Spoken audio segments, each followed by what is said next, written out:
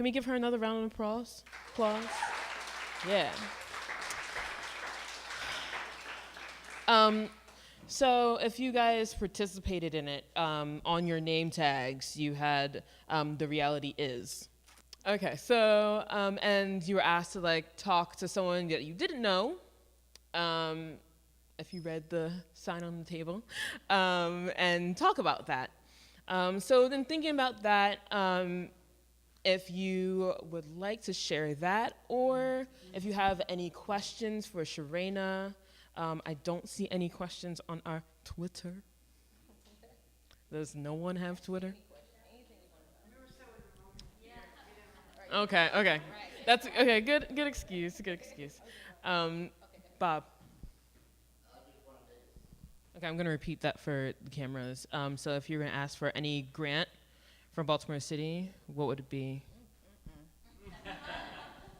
Do you work for Baltimore? No, I'm just joking. Let me make sure.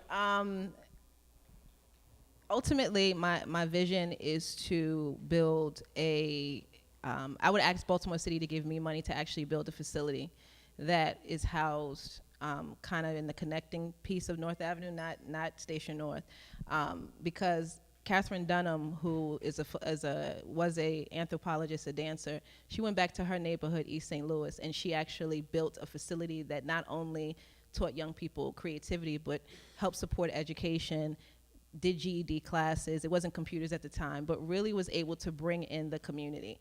And so I would ask Baltimore City to do that so that I can not only supplement the creative minds, but also academics, and just making sure that I can develop young people to think critically. I would also make sure they give me enough money so that we can have a study abroad program for that population. I mean, most African American children, it's only less than 5% that ever leave the country, let alone their cities. So I would make sure that we were able to have all the wraparound services to make sure young people are successful.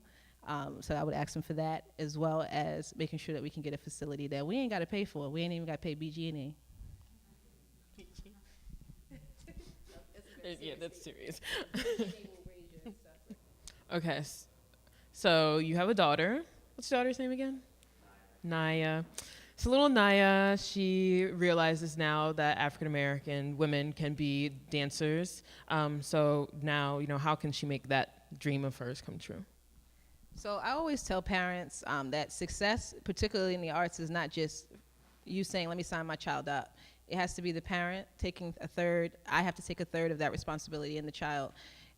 The first part is making sure you expose them to the arts as in a broad way. So Misty Copeland actually did come to Dance State of Harlem. She's a little bit older than me. She looks really good for her age, but she's a little bit older than me, I say that.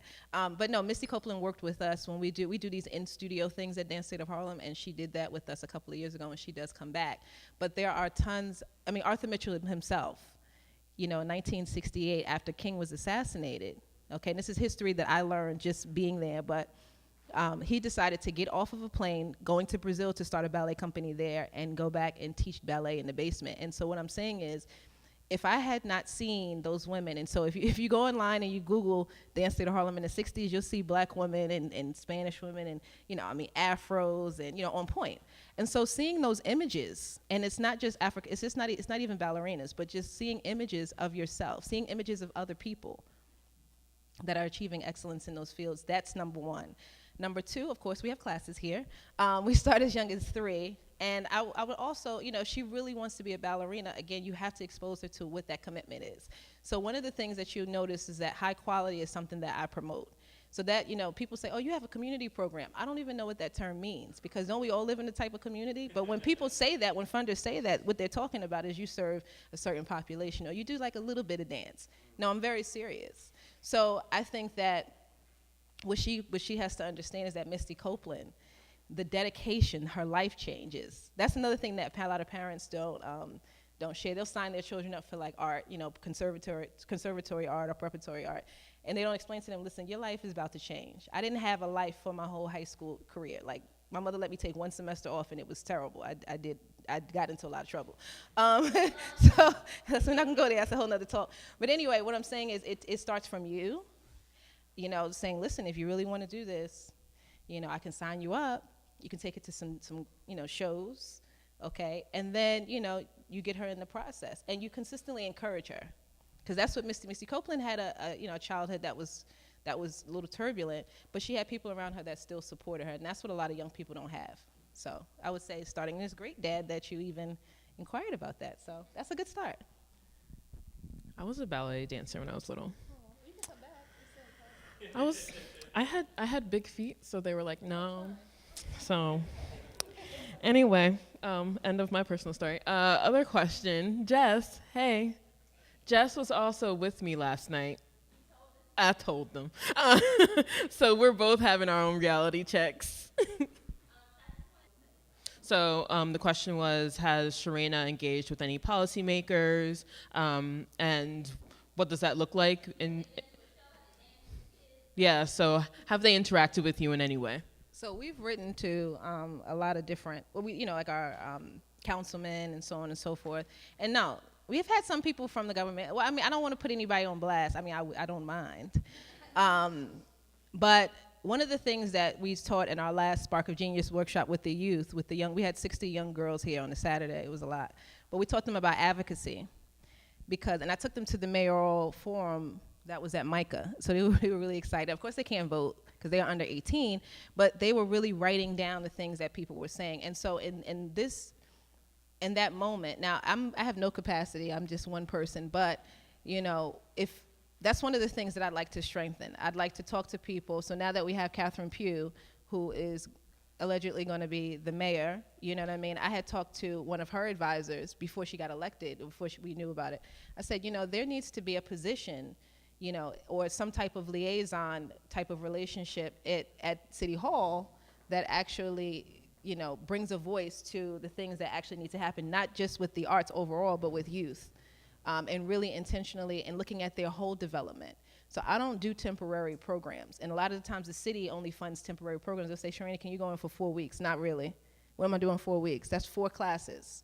I feel like that's a travesty to the students and to the young people. But no, that is something that we need to strengthen. We need to get more involved. And of course, like I said, capacity is tight. But we need to get more involved. And actually my youth, not my students because they're like in their 20s now, but they started a young arts advocacy group. But what I will say is if there's anybody here that has those connections and you want to get involved, I think it'd be really good to reach out to me and I can connect you to those youth, because sometimes, I think it's great to have youth-led programs and we have those, but they still need us. They still need some direction. And a lot of times, the city is not thinking about those things.